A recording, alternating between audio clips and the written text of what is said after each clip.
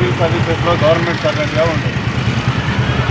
అయితే ఆయన అధికారిక పర్యటనలో గుర్రబక్కిలో పర్యటనకు వెళ్ళినప్పుడు తనకంటే కింది స్థాయి ఆఫీసర్లు బ్రిటిషర్స్ ఎవరైతే ఉంటారో అతన్ని ఈ భారతీయుడు ఈ విధంగా మన ముందర గుర్రబక్కిలలో ఎక్కడ ఏంటని అతన్ని ప్రశ్నించి నువ్వు దిగుతావా అని చెప్పేసి అతన్ని పిడిగుద్దులు గుద్ది మరి అతన్ని కిందకి దిగి అతనితో గొడవ పడడం జరుగుతుంది.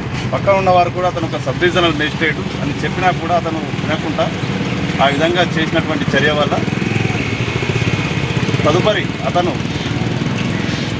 ఆయన యొక్క ఉద్యోగానికి రాజీనామా చేసి తర్వాత ఈ యొక్క వందే మాతరం నా దేశానికి నేను వందనం పెడుతున్నా అన్న ఉద్దేశంతో వందే మాతరం గేయాన్ని రచించడం జరిగింది.